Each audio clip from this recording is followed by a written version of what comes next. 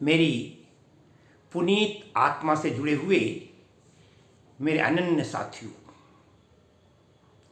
आज मैं आपके समक्ष एक ऐसा प्रसंग लेकर आया हूं जिसमें रामायण और महाभारत दोनों का मैंने समन्वय कर दिया है।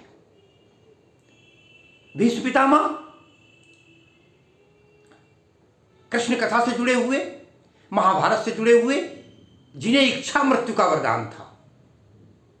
दूसरी तरफ राम कथा में जुड़ा हुआ गीधराज जटायु, जिसके पास इच्छा मृत्यु थी, लेकिन दोनों की मृत्यु में अंतर हुआ। इच्छा मृत्यु हुई, दोनों ने अपने अनुसार मृत्यु पाई, लेकिन क्या ऐसा कारण रहा, बात करते हैं आज। भीष्म पितामह को इच्छा मृत्यु का वरदान था। भीष्म पितामह कौरव और पांडवों में शिरोमणि थे। शिरोमणि इसलिए कह रहा हूं, दोनों ही पक्ष उनकी इज्जत करते थे, सम्मान करते थे। लेकिन जिस समय द्रौपदी का चीरहरण हुआ, उस समय भीष्म पितामह कुछ नहीं बोले। अपनी प्रतिज्ञा से बंधे हुए थे, अटल प्रतिज्ञा से बंधे हुए थे। देवव्रत प्रतिज्ञा के कारण ही तो भीष्म बने थे। नारी का अपमान होता रहा, कुल वधू का चीरहरण हो गया, और भीष्म पितामह जैसा विद्वान, जिन्हें अवतारी भी कहा जाता है, अपनी प्रतिज्ञा से, अपने स्वार्थ से, हम श्रेष्ठ हैं, हमारी बात अडिग बनी रहे, इसलिए द्रौपदी का अपमान सहन करते रहे, बर्दाश्त करते रहे, लेकिन एक शब्द नहीं बोले। अरे परहित बस जिनके मन माही, तिनका जग दुर्लभ कछु नाही। भगवान कृष्ण ने भी अपनी प्रतिज्ञा छोड़ दी थी। प्रबल प्रेम के पाले पड़कर, अरे प्रभु को नियम बदलते देखा, और उनका मान टले टल जाए, भक्त का मान न टलते। भगवान अपना नियम बदल देते हैं।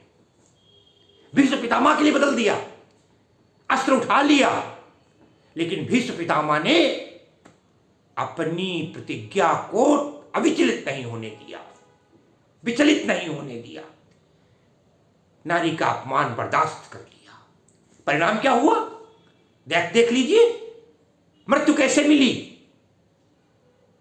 स्वयं अपना बताया था, मैं ऐसे मरूंगा, और उसके बाद सरसैया पर, बाणों की सैया पर 49 दिन तक पड़े रहे। कल्पना कीजिए, एक सुई लग जाती है एक स्थान पर, कितनी पीड़ा होती है, और जो पूरी सैया बाणों की हो, जहां लोहे के तार चुभ रहे हों, 49 दिन तक व्यक्ति पड़ा हुआ है, क्योंकि प्रतीक्षा थी उत्तरायण सूर्य की।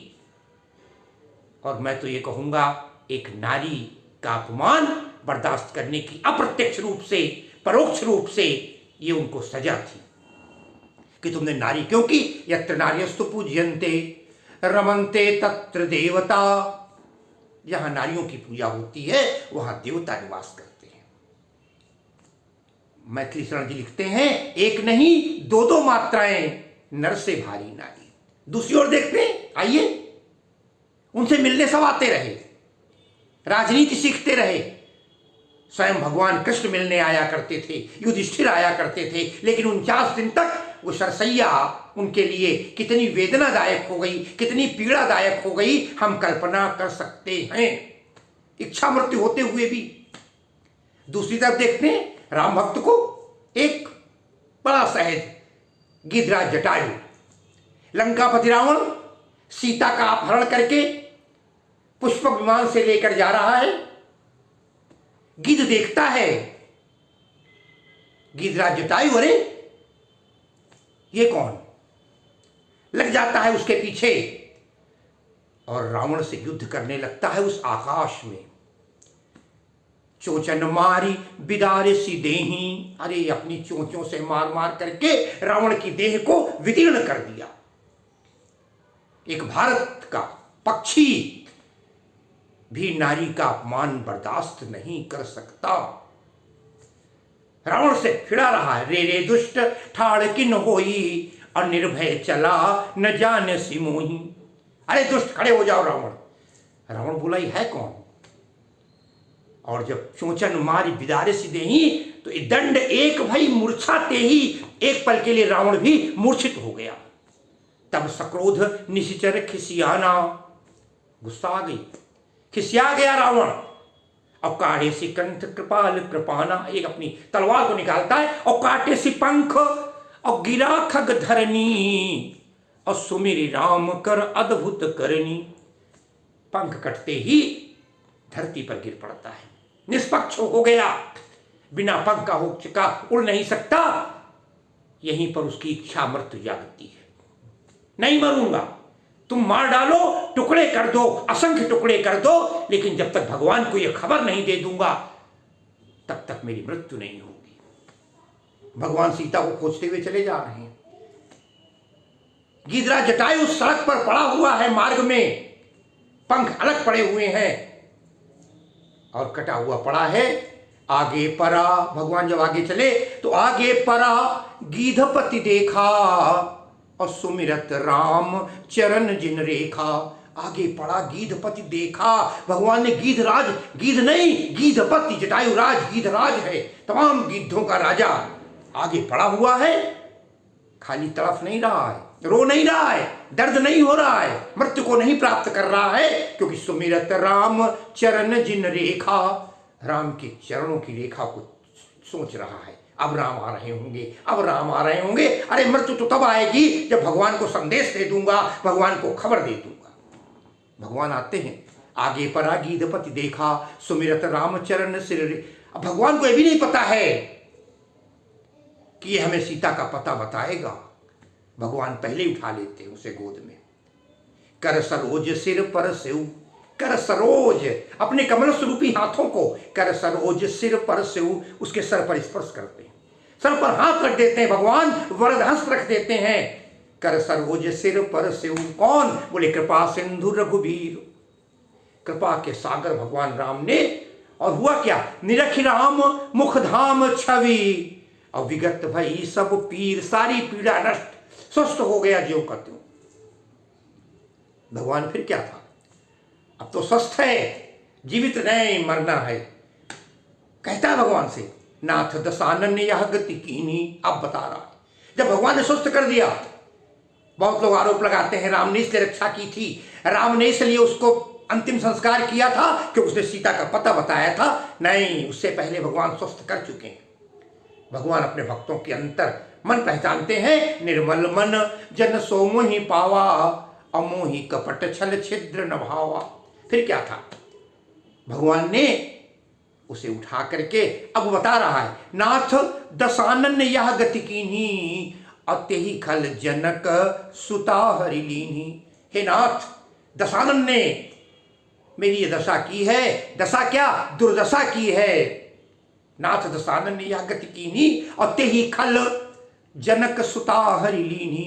उसी दुष्ट ने जनक सुता का अपहरण किया है। भगवान ने कहा गया कहां? अपने आप बता रहा है, लय दक्षिण दिशि, अरे गयहु गोसाई, और बिलपत अति कुररी की नाई। चली जा रही थी। भगवान ने कहा तुम इतनी तड़फ रहे हो, चाहे जब तक प्राण क्यों तड़फ रहे हो? ना, नहीं मरूंगा, अब आपको खबर दे रहा हूं। बड़ी सुंदर चौपाई बताता है अपनी इच्छा मृत्यु को कि दरस लागी प्रभु राखे हूं प्राणा। मैं दर्शन के लिए प्राण रखे हुए था। मैं ये इच्छा मृत्यु थी कि जब भी मरूं भगवान के सामने मरूं, भगवान हमारे सामने हो। आज क्या होता है, कई बार बुजुर्ग कोई पुत्र की दर्शनों की या पुत्र के देखने की लालसा तड़फाया करती है। लोग कहते हैं स्टेशन तक पहुंचे थे किंतु अंतिम दर्शन नहीं कर पाए, देख नहीं पाए। मगर कहता है दरस लागी प्रभु राख्यूं प्राणा। मैंने इसीलिए प्राणों को रख लिया था, रोक लिया था। हे प्राण, तुम मत जाओ। अरे क्यों जा रहे हो? जब तक राम का काम नहीं कर दूंगा। ये हनुमान जी का था ना, राम काज कीन्हे बिन मोहि कहाँ विश्राम। अरे ये तो चिर निद्रा में जाने की बात थी, नहीं गया। ये है नारी का सम्मान। फिर क्या था? दरअसल लागी प्रभु राखे हूं प्राणा, और चलन चाहते अब कृपा निधाना। और उस समय भगवान ने उसे लिया अपनी गोद में, भगवान की गोद में है। देखें, एक की मृत्यु कहाँ है, सरसैया पर है, दूसरे की मृत्यु भगवान की गोद में है। भगवान कर सरोज सिर पर सिव, भगवान उसके ऊपर हाथ फिरा रहे हैं। और भगवान तो इतना कहते हुए गीत अपनी अंतिम लीला की ओर प्रस्थान कर रहा है। आज भगवान सामने है। अरे जाकर नाम मरत मुख आवा, अधमो मुक्ति होए श्रुति गा। वेद ऐसा कहते हैं, मरते समय जिसका नाम मुख में आ जाए। अरे नाम नहीं, साक्षात राम बैठे हैं, राम की गोद में है, अपने प्राणों का विसर्जन कर रहा है, त्याग कर रहा है। और इतना ही नहीं, जब गीध ने अपनी देह तज दी, गीध देह तजी धरि हरि रूपा, फिर क्या था? अरे भाई, आत्मा में ही परमात्मा का निवास है, हर जीव ब्रह्म है, अहम ब्रह्मास्मि कहा गया है। गीध देह तजी, अपनी गीध की देह छोड़ दी, तजी धरि हरि रूपा। बहुत सुंदर बात, बहुतों पढ़ा होगा रामायण, रामचरितमानस, किंतु समझे नहीं होंगे। गीध देह तजी धरि हरि रूपा, यही तो है उसको इच्छा मृत्यु का वरदान, हरि रूपा। अब भगवान का रूप धारण कर लिया। कैसा रूप है? गीध देह तज धरि हरि रूपा, अभूषण बहु, नाना प्रकार के आभूषण हैं। पट पीत अनूपा, नाना प्रकार के पीताम्बर वस्त्र, क्योंकि भगवान के पास इस समय वस्त्र नहीं है। भगवान इस समय गेरुआ वस्त्र पहने हुए, वनवासियों के वस्त्र पहने हुए हैं। स्वयं साक्षात भगवान का रूप धारण कर लेता है, भगवान विष्णु का रूप धारण कर लेता है, हरि का रूप धारण कर लेता है। गीध देह तजि धरि हरि रूपा, अभूषण बहुपट पीत अनूपा। और प्रार्थना करके भगवान की वंदना करने लगता है। भगवान की वंदना करते करते ही शरीर तो अपना छोड़ दिया था, और साक्षात स्वर्ग से विमान आता है और चला जाता है। और उसके बाद तेह की है, जो संपत्ति शिव राम नहीं दीन दिए दसमात, सोई संपदा सकुच विभीषण नहीं सक। भगवान ने कहा विभीषण को सब कुछ दे दिया था भक्त होने के कारण, और आज इसकी कर सरोज सिर पर से, सोचिए जरा।